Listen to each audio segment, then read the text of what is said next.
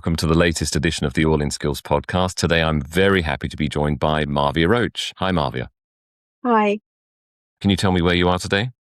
So I'm actually in the United Kingdom on the southeast coast in Kent by the seaside.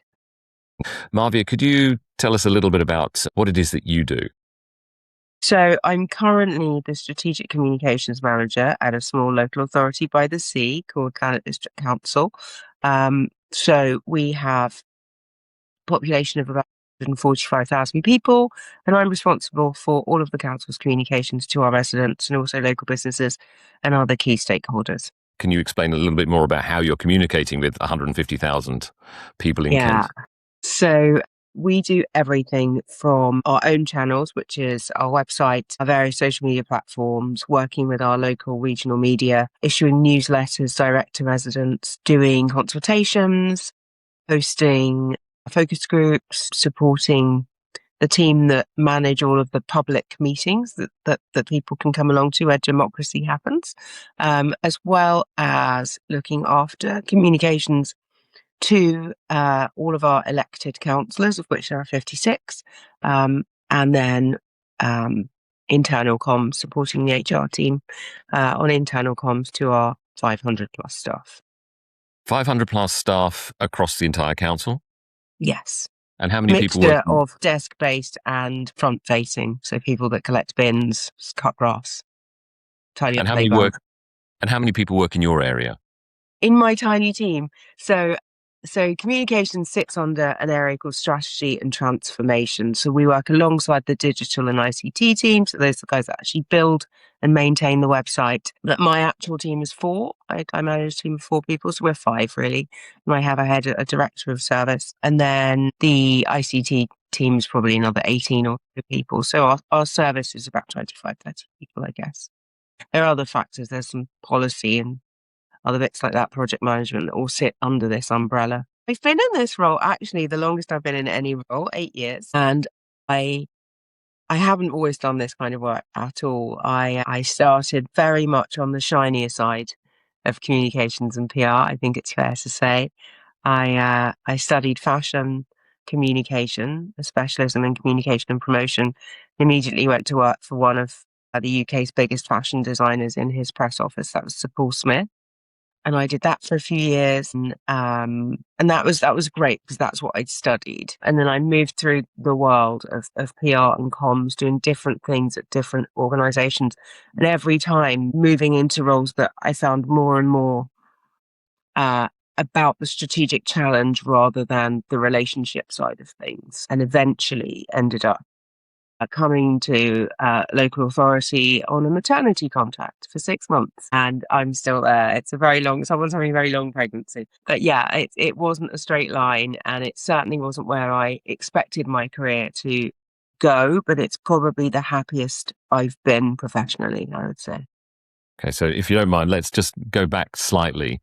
Your decision to study, was it you studied fashion and communication, or just fashion? It was. So I went to an art school that specialises in various things. So, they do design and they do fashion marketing and they do sculpture and furniture design, all sorts of things. It's a very specialist vocational art school in London. And I wanted to do fashion communication. It was the only place in the country at the time that did it, because I initially thought I wanted to be perhaps a fashion journalist or a fashion stylist, or but I loved clothes and I loved style, but I loved to write and I loved to create, and I wanted to do something that brought those two things together. I think it's much more common to have these sort of hybrid courses now, but way back in the 90s, it was pretty unusual. And I think there were 2 places in the whole country that offered this course. So Was it off I went. Was it a popular course at the time? It was full. Yeah, my cohort was full. And we had, I think there were probably 18 of us, I guess. It was a 4-year course with an industrial placement year in the middle. And the course itself, so it was Central St Martin's, which is now part of the University of Arts London, but at the time was just a standalone University of London the art school itself is incredibly prestigious, and getting onto the course as a whole is really hard. And you get on to fashion. So I had to compete with people that were sort of specializing in design and clothing design and that sort of thing. And then when you get in, you do 5 modules over the course of a year, and then off the back of that, and off of the scores you get to do the thing you hoped you would go and specialize in. And there are people that change their specialism halfway through the first year. They suddenly discover a passion for knitwear or something like that. But I stuck to my writing and creative guns and managed to get a place on the specialism for communications. Had you gone to a school where creativity was sort of nurtured, encouraged? I went to a very, very, very academic school. But weirdly, it was founded by a Shakespearean actor. And so there was always a big sort of theatrical streak running through the school. There was a sense that provided you had something you were passionate about, you were going to fit in.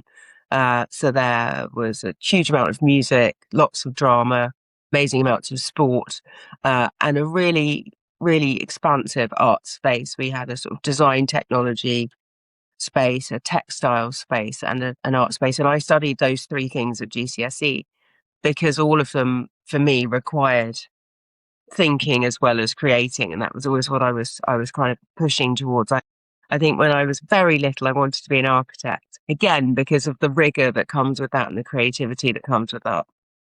But I'm more of a linguist than a mathematician, and so despite I think starting physics and maths A levels, I decided after a year that actually I was going to go and do English, French, and Italian, which is a bit of a pivot. And so yeah, so that kind of, it wasn't specifically arty, and then I had to spend a year getting a portfolio together to be able to get in to interview at art school. And I was very lucky. I was at a sixth form college that was very progressive and sort of allowed you to self-direct your learning.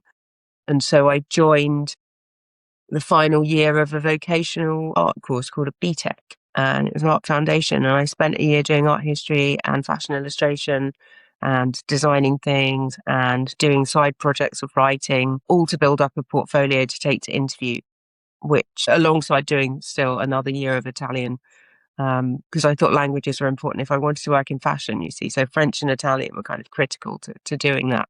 And off the back of that portfolio that I put together, I was offered a place. And in those days, you got an unconditional place off the back of your application and your interview. So I didn't have to pass this imaginary BTEC that I wasn't taking. I just had to keep producing the quality of work I'd shown them at that stage. And your parents, your family, were they generally supportive of this direction of travel with you? So I come from a first generation immigrant background. My grandfather moved to the UK in what's now called the Windrush era. He flew in on a plane in the 1950s. My mother moved there when she was 12. The one thing that they prized over anything was education. So the fact I wanted to go off and do something with drawing and photography was initially a cause for concern. Why couldn't I just be a lawyer like everyone else? But my mum had a view that as long as I was doing something and I was passionate about it, she would be supportive. And I think the fact that I was going after a place at the country's arguably most prestigious fashion school and course meant that the level of pride that she might have felt had I been going off to Oxford or Cambridge or Bristol or Durham was able to be transferred to this. Okay, she's doing a creative thing, but she's doing it at the best place she possibly could. I don't know if I just decided to kind of not go and do a degree at all, that there would have been that much support for that in my family. Although I personally don't think you need a degree to do what I do. I think it really helps in the sense that there's a level of learning and rigor that I received through spending 4 years learning to do the basics of what I do, as opposed to learning just on the job. You still have to learn on the job, and that was vital. I think having that year out in industry was vital and instrumental in me getting my first job after graduation. Had your mother been to university? No, so my mum did A levels, started teacher training, dropped out, went to work at her local authority in the parking team and started going to court and realised she really liked that. And put herself through night school to become a local authority lawyer, ended up doing childcare law. But she studied when I was 5, she was back in school studying for her legal exams. So she did it the long way round. You mentioned that you did a year in industry during your degree. I did. Do you have a choice, or was that like a placement? How did that work? It was built into the course. We had no choice but to go. You couldn't say, oh, I don't fancy it, thanks. The university had a long-standing relationship with a number of different publications, different designers, so they were able to help you find something, although you were encouraged to make your own contacts. And if there was someone particular you wanted to work for, to write to them yourself and approach them and explain what you wanted to do. There was no obligation to be paid in those days. Unlike now in the UK, where if you have an intern, I think you must pay the minimum wage. So there's a level of privilege associated with choosing a placement that doesn't pay at all versus choosing one that gave you lunch and bus fares versus choosing one that actually paid you a very basic wage. So the decision wasn't always for certain students about where they wanted to go, but where they could go that meant they could still pay their rent. So yeah, I actually went out on placement early. I was quite restless in my second year. I very much was ready to get out and work and start putting into practice the things that we'd been studying. So I didn't take that first summer off. I went straight into work placement, whereas you have to do a certain number of months. So you could wait until September, but I was chomping at bits. So I think I was out on placement by May of my second year of university. And I went to a fashion trade publication, one of the oldest ones, called Draper's Record. They were based in an area of London called Farringdon, where now it's very glossy and shiny, but back then, there was still a sort of daily market, and it was pretty hectic. And I went there, I think, for 6 months, and I was the assistant to the 2 fashion editors, which involved everything from kind of rushing up and down the country, photographing things, to staying in a studio and doing still life setups of things that people could buy, like buttons or fabrics. And then after that, I think I had a bit of a break, and then I took a 6-month placement at Paul Smith. So I basically spent my year off working the entire time. How were you treated in both places? So very much like a member of the team. I think at the time they were both jobs that needed to be done. It wasn't busy work. This was stuff that needed to be done. So you were given a lot of responsibility very quickly. And luckily I thrived on that. I really enjoyed being given responsibility. You kind of have a briefing at the start of the week. And this publication I worked on was weekly. So it was pretty relentless, and you didn't really have any downtime. You'd have an editorial meeting at the beginning of the week, you'd agree what needed to be done, and then you'd go off and do it. And you'd just sort of pop up if you hit bumps in the road. You'd say, oh, I can't get hold of a photographer, or, I haven't been able to book a studio, or that shop up in Northampton says they're not open on Wednesday, which is the day we were supposed to be going up there.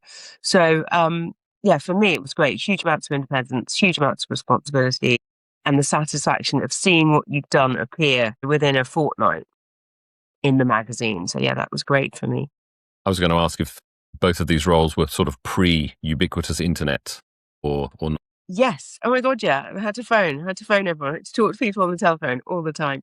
I think when I was, so this was the early 90s, so there was email. I mean, there were fax machines, they were exciting. And there were mobile phones, nascent mobile phones. So I had a mobile phone when I had this job at Draper's Record, because I was up and down the country and you never quite knew where you were going to be and when. So yeah, I had a phone then, which felt hugely novel. It was massive. It was an NEC phone. And I was just going to say, Paul Smith, it was, they normally had 1 or 2 interns at a time, and your job was press assistant. And that meant everything from making the tea in the morning to, believe it or not, doing newspaper clippings. So we would get all the newspapers, big broadsheets, and we had to clip them for articles of interest, articles about our competitors, any coverage that was about us or our brand or the work that Paul was doing. And then you put them in a coverage book, and then you'd do appointments. Stylists would come in. We had a whole room full of clothes, massive showroom full of clothes and accessories. And stylists would come in saying, I'm going to do a fashion shoot next week. it's about, ball gowns, whatever. They come and they'd choose some stuff. And then you'd have to go upstairs and manually write a list on a duplicated sheet of paper of what they were taking. You give them a receipt, you give them the clothes, and then you'd file the copy that you had. And then when the clothes came back, you'd manually cross them off the list to make sure that you've been given what you sent out. Ran up and down. That was a very tall old building in Covent Garden in sort of heart of London. And I used to run up and down those stairs. I was so fit, with these massive bags of clothes, and you'd hand them to a courier, and someone would bike them off to the other side of London, or you'd have to send them internationally. So I did a lot of international shipping, filling out something called a carnet, which while we were in Europe, people had forgotten existed, but now needs to be done again. But it taught me a lot of things. I used to talk to all sorts of people. I learned about deadlines and pressure and remaining calm. I learned about negotiation. I learned to be pretty resilient, I think, and to not panic. I think that was critical. There's a lot of kind of high energy, and learning not to panic was key to that. And then I think at Paul Smith, I is where I got my first job, and I got that job off the back of how I conducted myself while I was on placement. And I think that building relationships across the organisation really helped with that. So as much as I was in the fashion team, if I had to go and borrow some clothes from one of the shops, I'd go and I'd speak to the guys that were managing the shop. If I had to go over to Sir Paul's office and get something, I would talk to his PA. I made sure that I knew who everyone was and that everyone knew who I was at that time. And it was a great organisation to work for. Everyone was super friendly, everyone was super committed. And so that really helped. It was a very positive environment to be in. The job you got there after graduation, is that something they approached you about, or how did that work? Yeah, they offered it to me while I was working there, and they basically said, look, you're great, and we realise actually that this is a job that needs to be done all the time, and having a revolving door of placement students probably isn't the best way, and we'd like to consider giving it to you. And I said, that's wonderful, and I would love to. However, I'm the first person in the family to go straight through to university from school, and I would devastate my parents if I drop out to get a job. And so if you can wait for me, I will come as soon as I graduate. And they agreed, amazingly. I mean, now I look back and I just think, what the hell? Like, you should just bitten the hand off. But I'm really glad I graduated. I'm really happy that I completed that chapter before I moved on to the next thing. And how long did you stay at Paul Smith? I stayed there for 2 more years after. So after I did my 6 months placement, or 9 months it might have been in the end, and I went back to university, I then went there every holidays all through my final year. So I went back at Christmas, I went back at Easter. So it kind of, by the time I'd done 2 years of actual work there, I felt like I'd been there for 4 years, really. So for me, it was time to kind of move on. There'd been lots of staff changes, lots of changes of direction of how things were going. And I was ready to try and spread my wings and do something elsewhere. How did you go about doing that? Were you sort of looking at recruiters? Were you having conversations? Looking at slides? I had worked for somebody that had left Paul Smith to set up their own agency. So again, knowing people in the organisation and making those connections meant that when this particular person wanted to set up a fashion wholesale business, and they wanted someone to come in and do a bit of sales, a bit of B2B marketing, a little bit of press. And I'd already left. They didn't poach me. I'd already left, I think, at that point. But I knew that this was coming, and they said, why don't you come work for me? So I did. And was that, again, a small team, or did that team grow? That was tiny. That was a startup. So that was a very different situation. So Paul Smith was, 200 shops in Japan, offices in Paris and Milan and New York and London. And this was, a team of sort of 5 or 6 people working in Chelsea. And it was really, again, a really close-knit team, and very much sort of identifying brands that were on the rise and getting into working with them very early on. One of the earliest clients we had was, we worked with lots of different shops, and they would come and buy clothes wholesale from us. But a lady approached us, and her name was Natalie Massenet, and she'd been at a British fashion magazine, huge editor, and she was setting up something called Net-a-Porter, which was going to be designer clothes on the internet. And everyone said that's not going to work. No one's going to buy designer clothes on the internet. But she asked if she could have a few things on on sale or return, I think it was. So she was going to buy them from us in principle, and if she hadn't sold them by a certain point, she would give them back. Uh, and they sold, and we continued to work with that. And that was really interesting because it was fun to be somewhere where you didn't really have a defined role. You did everything all the time, from answering the phones to sweeping the floor if someone was coming in for an appointment, to helping fold clothes that needed to be sent back, to occasionally hosting the odd celebrity who'd come in to try things on. And I think that working at a massive organization was brilliant at the beginning, but it was also super exciting to be somewhere much smaller where you actually had the opportunity to kind of move in and out of different roles without necessarily having to go through a massive formal process. You could just sort of try things and see what worked, and also where your ideas were heard very quickly and decisions could be made in the moment, to some extent, as opposed to having to wait for a board meeting or going through lots and lots of layers. The founder was right there, and she was very approachable, and you could just say, look, I've had this great idea, can we try it? And she'd say yes or no. So yeah, You say good. it was exciting, but was there a feeling at the same time that you were taking a risk going into a startup? Yeah, definitely. Definitely taking a risk. But I felt that I was early enough in my career that I could take that risk. And that was really important. I didn't want to get stuck doing the same thing and feeling like I didn't love it anymore. I wanted to continue to love what I did. And after 4 years with one organization, I was like, well, what don't I love? Do I not love the organization, or do I not love the job? And I couldn't quite work out which it was.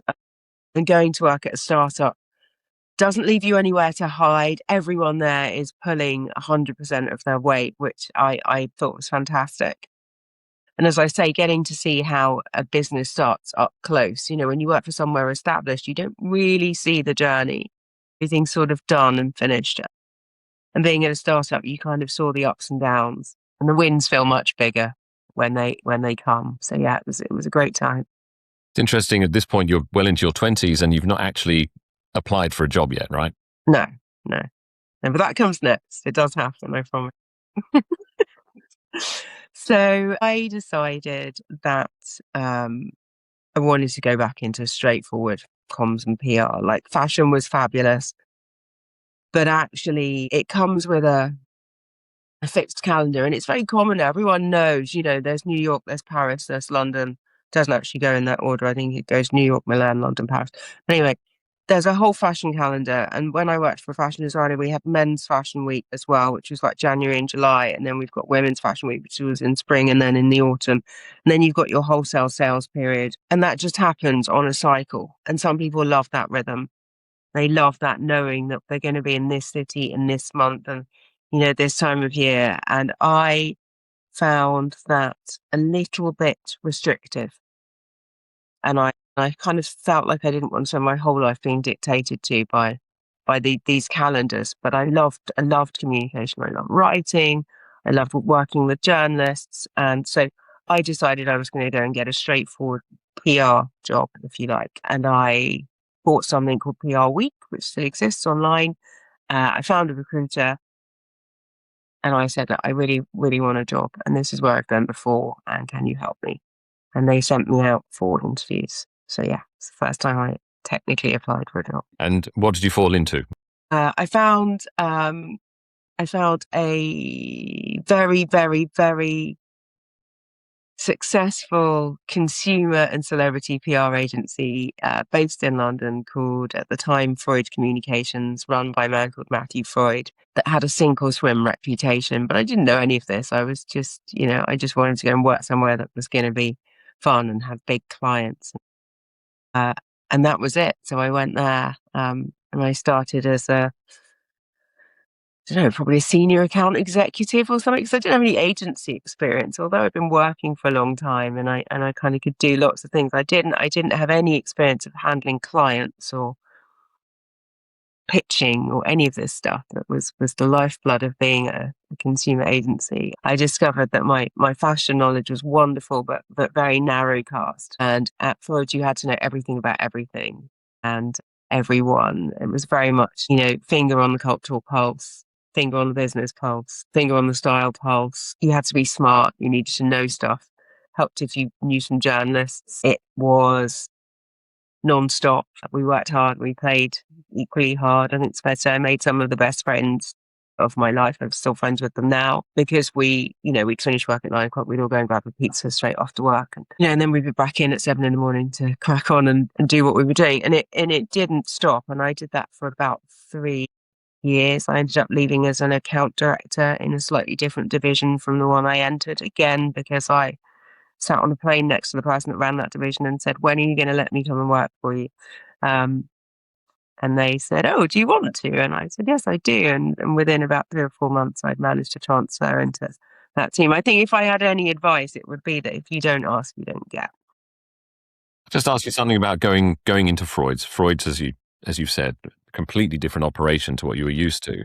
So Yeah. I suppose 2 questions. One is, did you feel out of your depth? And were there people within the organization who were there to help, who were willing to take a breath? Because as you're suggesting, it was very frenetic and fast paced and constantly things happening. But did you feel that you were helped? You were assisted? Yeah, absolutely. I mean, so although it was a sink or swim environment, you weren't left to your own devices. It was this enormous chain of command. So as I said, I went in as a senior account exec, I think it was at the time. But that meant on our desk, we had a desk of maybe 8 people. And you would have had a junior account exec, a senior account exec, an account manager.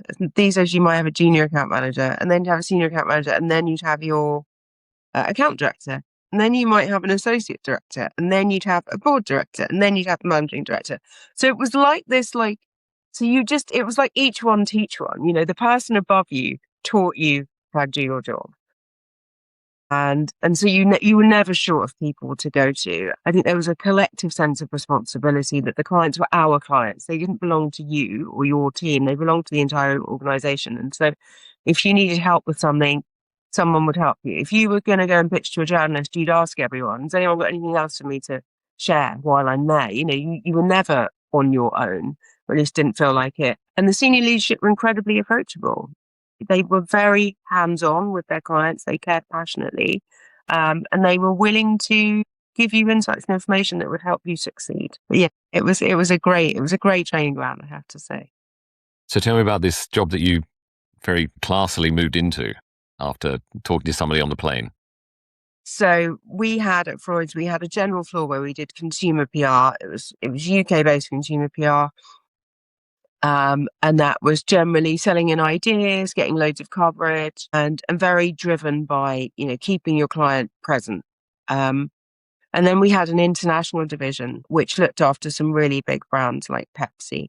Then there was some Disney stuff going on. And I was really interested in what they did, because what they did was come up with strategic plans that were then executed globally by different organizations and teams.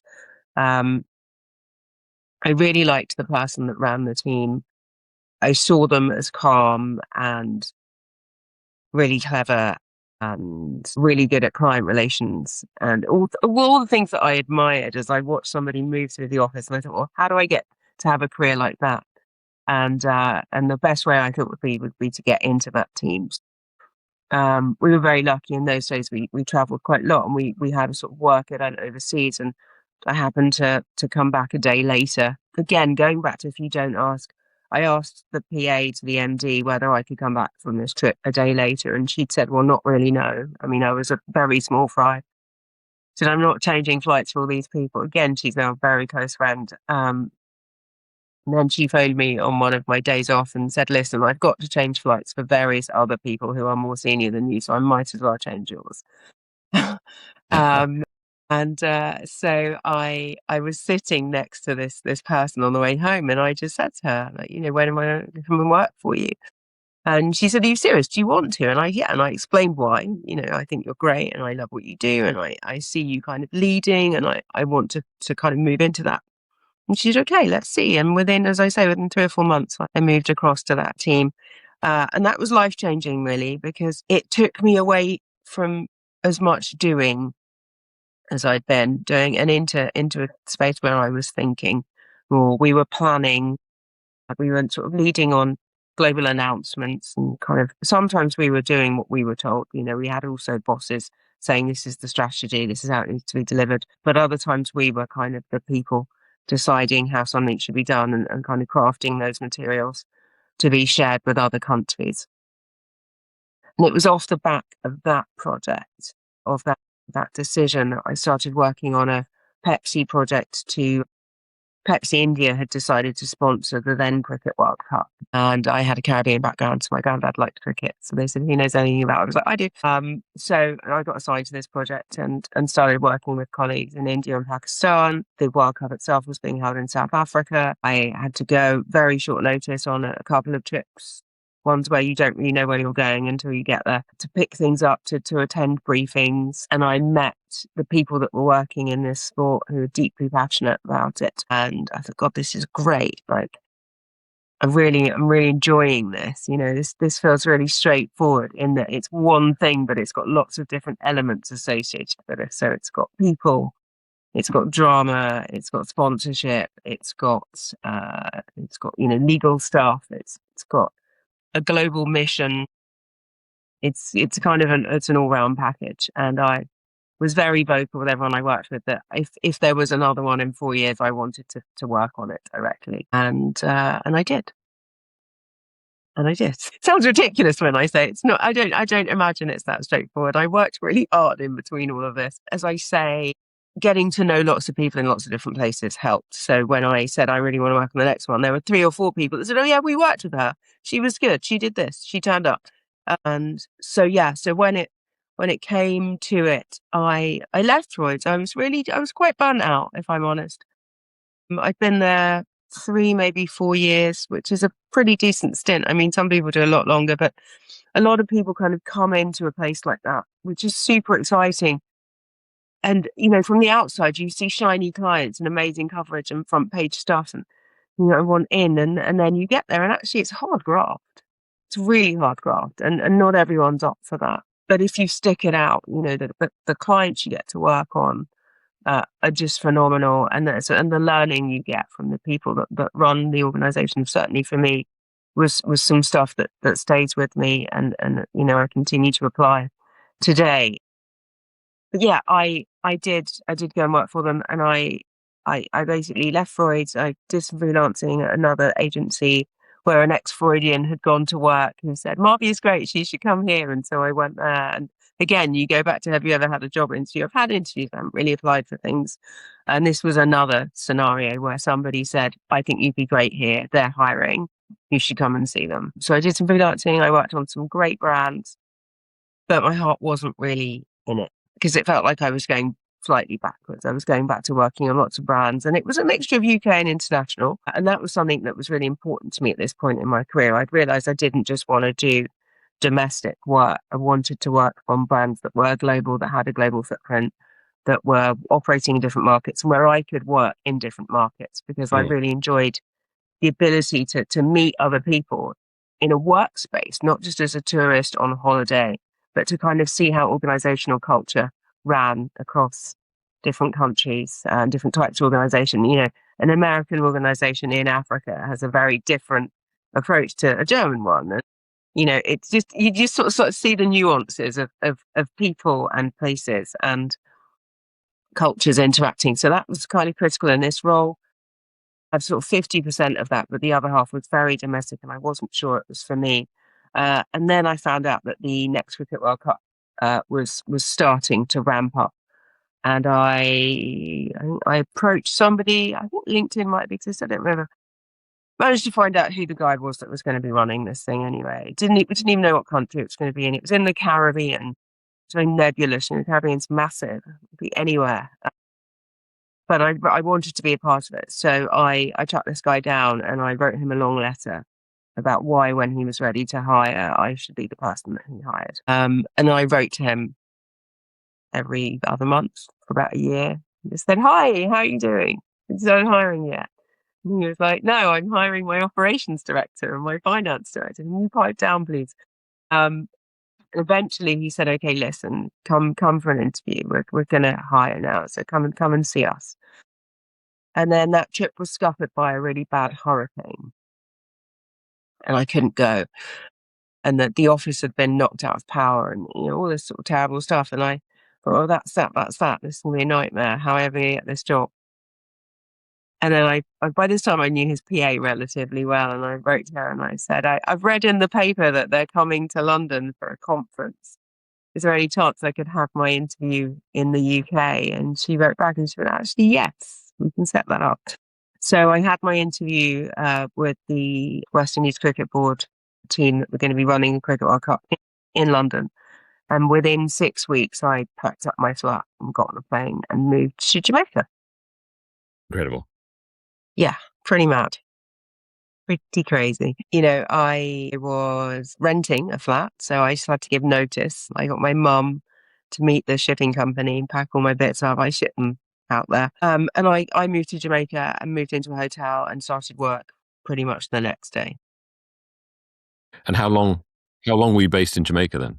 For 3 years. I was based there working for 3 years. I stayed on a little bit after my contract ended. And then at the end of that, I came back to the UK and then I went back again because I wasn't sure I wanted to be in the UK. I think it's hard when you leave a life that you've loved and you think, well, what did I love about it? And I went back to test whether I still loved it or not.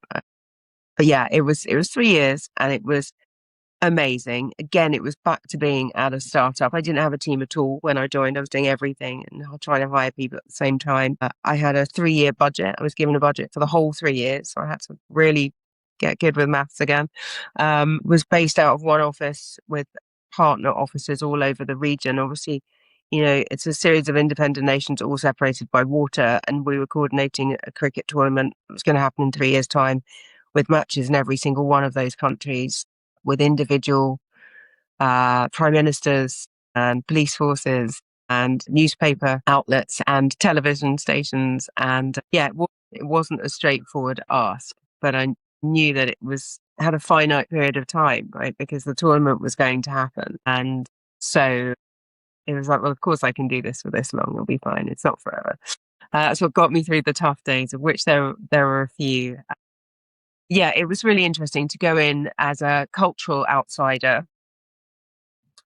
into an environment where I had some connections. Obviously, my parents were from there, but as I say, my grandfather had left in the 50s. My mother left when she was 12. I didn't have any immediate family there, so I was effectively on my own in a new country, learning a new culture. I was relatively young for the sport. I think it's fair to say I won't say it was an old man's game, but certainly it wasn't full of younger British women who sort of just popped up out of nowhere. I had to work very hard to win the respect of the people that I was working with and the board members. But the International Cricket Council, who are the event or tournament owners, also had, a team of people that worked all over the world. And so a lot of them, so we had sort of international crew of Australians and South Africans and Brits, as well as all the Caribbean people pulling together to, with the experience that they had of running a tournament and the local and cultural expertise of cricket in the West Indies and what that meant to people and the power of that, and everyone working together to make these games happen. But yeah, it was fantastic. Weather didn't help. No, but I mean, I'm of an age to remember the greatest cricket team of my youth was Clive Lloyd's, remarkable team all the way through from the 70s. We had them come out on the opening ceremony. I think it was on the first game, and actually just have a sort of guard of honour with those guys, with all the surviving members of that team. I think I've got a mini cricket bat signed by them all. They were legendary, and they were incredible players, incredible men, very much now, seen as elders in their societies and their communities, and with the respect that comes with that. But yeah, it was, it's a different age for West Indies cricket now. And those glory days are something I think everyone wishes would return. But they were just so unbelievably entertaining, and it was all of it. So Gordon Greenwich and Desmond Haynes. So Viv, he's great. Yeah, it was great. It was great. And they weren't like in our day to day, but they were very much around and supportive on a day to day basis. It was just, just ordinary young Caribbean professionals from from all these different islands all working together. A lot of people moved to Jamaica to come and work at HQ, which meant that we had voices from all over the region when we were trying to make decisions, when we wanted to see how things might play out. We had a mini ready-made focus group on hand to say, in Barbados, is this okay? In Trinidad, is that okay? Because actually what we were doing needed to resonate in all these different countries. And that's why, having done some of that international stuff and seen this sort of interplay of cultures, it was on a smaller scale, but from the outside, the Caribbean's just one thing, and from the inside, it's all these sovereign nations, and they're all different, and they all operate differently, and and I had to navigate all of that. And where did you go after that? I came home, and I took some time out. I think I took a bit of time out. I did a bit of freelancing at a very small agency again, where somebody I'd worked with at Freud's that I stayed in touch with was working, and they said, "You're great, you should come here." And I went there, and I picked up a project working on a vodka brand, and hadn't worked. I think I'd worked on alcohol before then, but this agency did a lot of brand-based entertainment stuff. Yeah, I did a few months there, and then I thought, I don't like this. I'm going back to Jamaica. And I went back to Jamaica for about 3 months, just sort of took stock, tried to work out whether there was something there professionally that was going to challenge me in the way that the World Cup had. Obviously, I didn't find that. But I wanted to make sure I'd exhausted that. I didn't want to have any regrets of, I should have stayed. I should have, but actually when I looked at the brands that were operating in Jamaica at that time, and the spend that they were prepared to put into communications, it was all very marketing led. It was very much a transactional type of relationship rather than a strategic, sort of reputational piece. The media landscape was much smaller, and I just thought, actually, no, staying here is the backward step. I'm going to go back to the UK. And then I came back to the UK, and then I did actively look for a job. I found myself a recruiter, someone that was recommended to me by a friend who'd met this person at the party, who'd said to the person at the party, "Oh my God, my friend does PR. She's coming back to the UK. She's looking for a job. I'll tell her to get in touch with you." I made contact with this recruiter. I was assigned two people actually, both of whom I'm still very close with today, still spend time with. And they said, "Right, where have you been? What have you done? What do you want to do next?" And they were very interested in me and what my hopes and dreams were professionally. And I was very clear. I said, "I don't want to do anything cool. I'm not interested in working anywhere that's fashionable. I don't want fruit on the table. I just want to get paid a really good wage.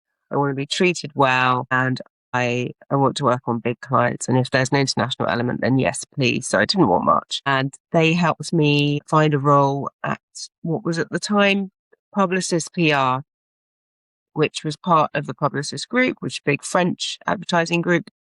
We were based in the Saatchi building in London. And so I worked there. That was great. And it was, I worked on Guinness actually for the 250th anniversary, but for Nigeria and I think Cameroon and Kenya. So Guinness Africa, which was, that was really fun. Probably the biggest client we had there. I also worked at the time on Cathay Pacific, which was an airline, Hong Kong-based airline. And that was a really small agency, a very boutique agency, but within a big kind of the framework of a big agency group. So yeah, it was a nice hybrid between feeling like an independent and having very close access to senior people, but also having the kind of clout of a big group behind you. And there was this sort of lovely relationship whereby, if somebody was using a Publicis Group advertising agency, they might consider a Publicis Group PR agency to then provide support and amplification around that. And was it everything you'd hoped? No fruit on the table, not overly cool? Yeah, it was great. It was great. It was a lot of very smart people, very hardworking people. And yeah, it wasn't about the externals. It was about the work that we were doing and the work that we were delivering. And it was fantastic. I definitely learned a lot. It's where I went to Africa, to Cameroon specifically to work, and also to Kenya. So I'd been to South Africa for work before, but it was a sort of conference situation. This was me going and working with colleagues who ran African arms of the business. So we did a project out in Cameroon, which was real life road trip with the star of an ad campaign that had been created many years before. And there was a guy who was like a black James Bond called Michael Power. And the actor that had played the guy in the ad was reprising the role in person to mark 250 years of Guinness Africa. And we went out there and we, opened a well in a village because one of the things he'd done in his ad campaign was fought corruption. And so we kind of brought this kind of ad to life where, water was being poisoned by big business or something. And he'd come along and exposed it in the ad.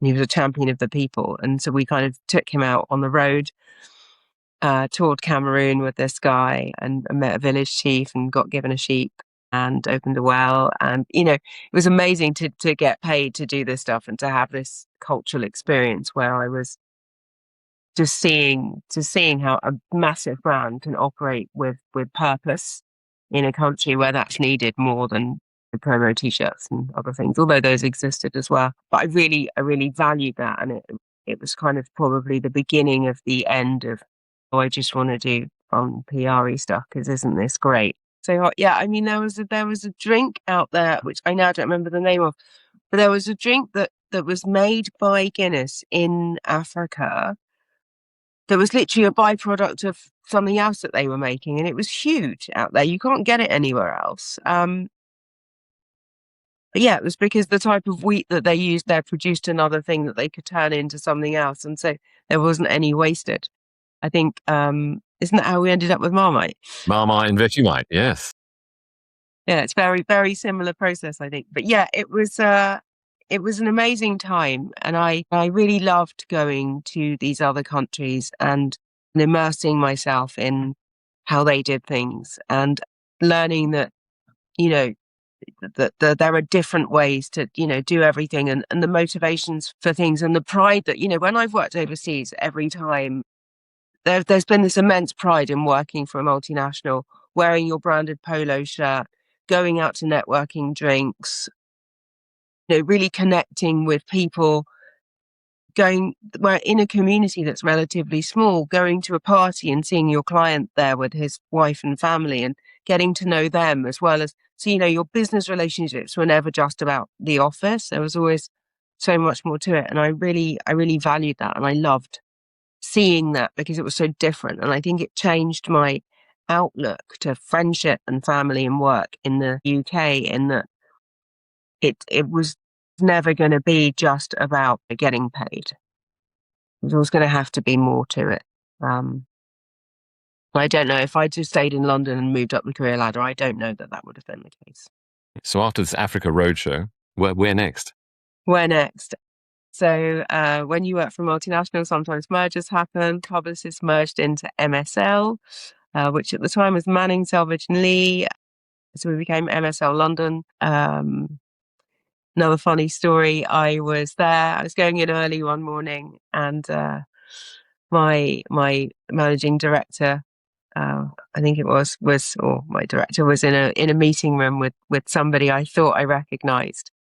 And after they left, I knocked on the door and I said, "Hi, can I ask a question?" And she said, "Yes." And I went, "Were you just interviewing so-and-so?"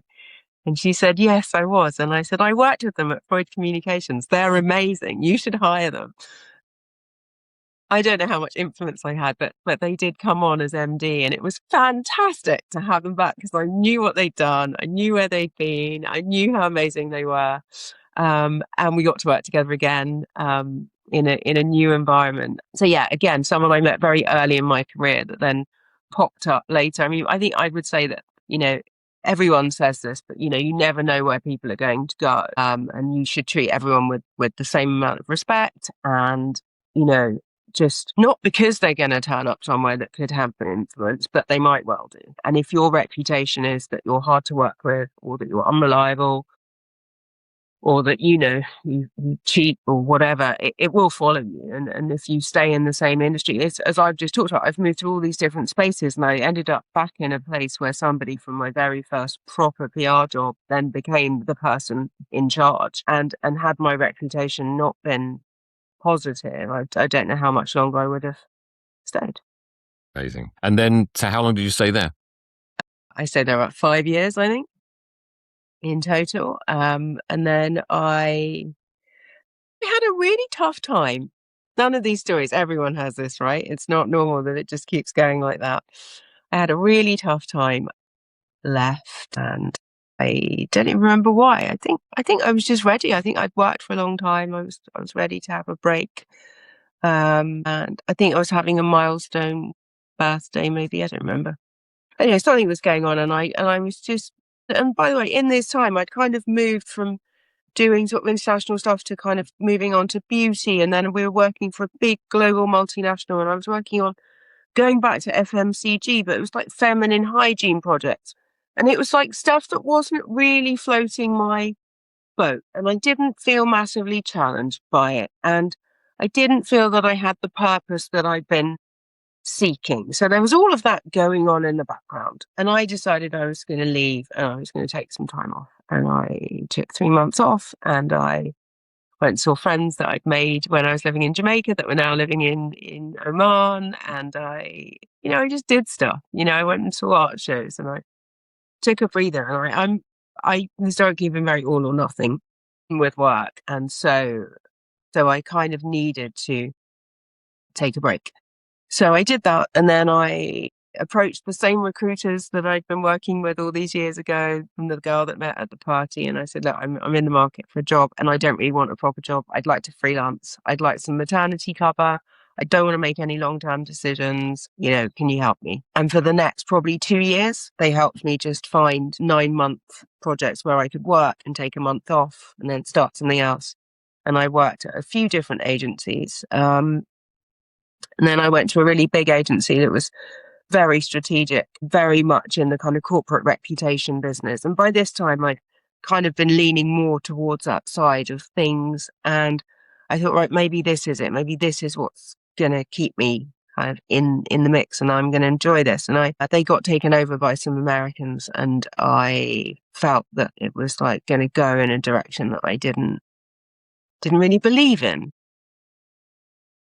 And so I started looking for something else. And then so I went back to my recruiters and I said, can you help me find something else? And they said yes. And I went to a tiny agency, sort of, 8 people. Where I, by this time, was like senior associate director. So very much one of the grown-ups and sort of the right hand to the founder. And we had a couple of really big clients. We were doing a lot of sort of consumer championship work, campaigning for things. It's the first time I'd learned about kind of all-party parliamentary groups and, all this kind of political stuff that I didn't know anything about before, really, because we'd just been working on corporate multinationals. And this was, us championing the work of smaller British companies who wanted the government to behave in different ways. It wasn't quite lobbying. We still did kind of consumer press and PR as well, but it was very much in that space. And I was like, oh, is this what I want to do? Do I enjoy this? Do I like this? And this was meant to be a permanent job, by the way. So I'd had sort of 2 or 3 maternity stints, and this was meant to be me settling down now and deciding that, right, I'm gonna have a job. And I went to New York for a long weekend with a friend and my godson. And she's a friend that I've had since before Jamaica, but she lived there and she works internationally. Sort of changes countries every 4 years. And she said, well, what are you doing and how does it feel? And I said, I don't really think it's right. I don't think it's right. I don't think it's right. And she said, well, what are you going to do? And I said, I think I'm going to have to resign. And this feels very flippant. And it isn't like this. I was working hard. I'd saved money. I had money in the bank. I knew I could afford to take a break. I'd already done maternity stints. I knew I had a great recruiter. So there's all this kind of, I'm not just waking up and ditching my job. There's a cushion in place. And I came back and she said, I've got to speak to you. This is my boss. She said, I've got to speak to you. I said, no, I've got to speak to you. And she said, well, this has happened and the boss has left and the client's going to leave in 3 months. And I got an enormous smile on my face. Because she said, if I don't win another client like that, I can't afford to keep you. And I said, well, actually, I don't want to stay. Why don't we just come to an agreement? And she said, well, you need to help me win new business. And I said, but I don't want to stay. I can't help you win new business that I'm not going to work on. And so we agreed I could go. And so I left. And in amongst all this, I was buying a place by the sea. And it was about to to be ready for me to move into, and it needed loads of work. And I thought, right, I'll just take the summer off and I'll go to the seaside and I'll fix my flat up. I came back from New York. I left and I moved to the seaside for the summer into my flat that I'd bought to go and stay in at weekends because I wanted somewhere to escape to. And I was online trying to work out how to pay my first council tax bill, and I spotted a job for a media officer for maternity cover for 6 to 9 months, and I thought, right, got my name on it. I can do this.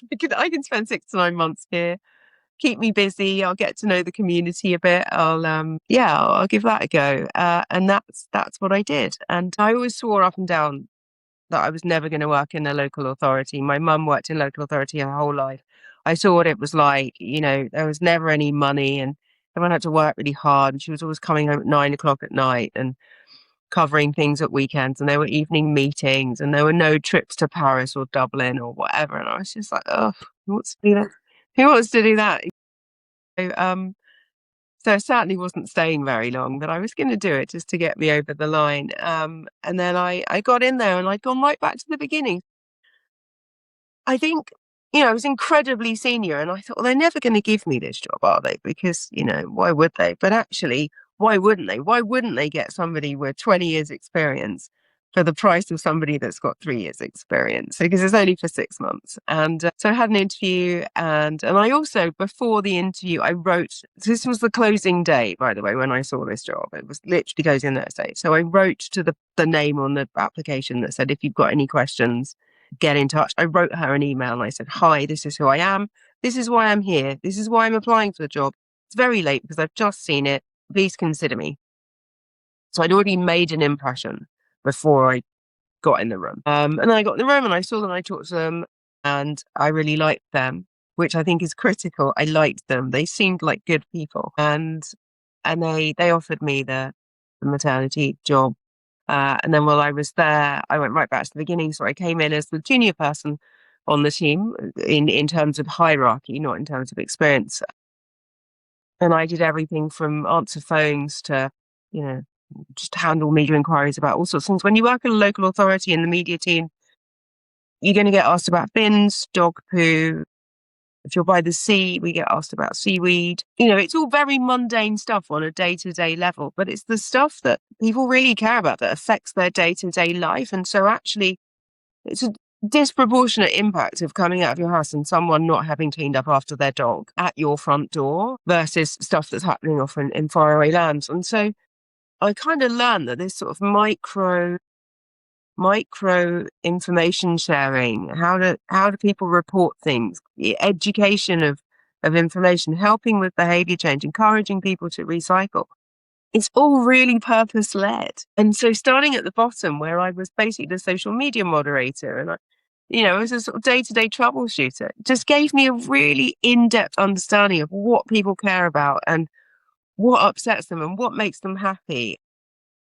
And then someone else got pregnant and they said, oh, will you cover that job within the team? And sort of moved up a little bit. And so it's gone on. And now I manage that team, and I've been allowed to play into my sort of strategic skill set. And we do a lot more, with the support of my head of service, who's very keen on us planning ahead and taking things in a direction and not just reacting to the things that come in. I've been given the space to be strategic, to come up with ideas, to shape how we work, to shape what we do.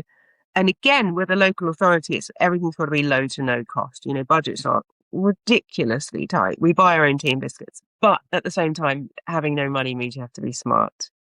And I've learned to work really smart. And the reason I'm still there 8 years later is that it's never boring. There's always something going on. I've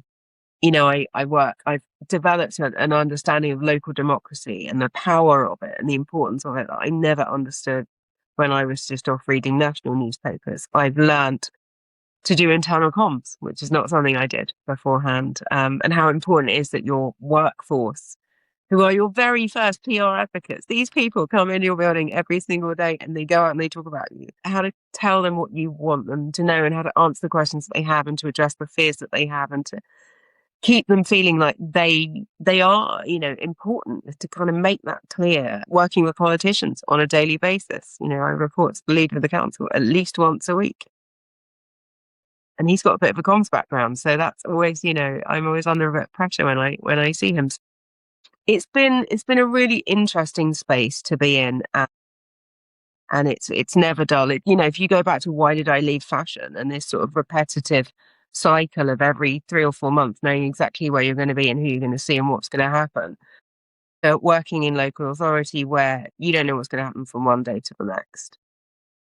And that keeps you on your toes. You have to keep learning. You have to keep building relationships. And I thoroughly enjoy it. It's very interesting that you've come, it's not a full circle, but you've found that sort of situation on the Kent coast. Yeah. After all that you've gone through. Yeah, and I get to see the sea every morning before work, which is a massive bonus. Incredible. Marvia, you've been very generous with your time. I do say it to all guests, but it's absolutely true. Very interesting story, and I really appreciate you talking to us. Thank you very much. Thank you. I really appreciate you having me to talk to you.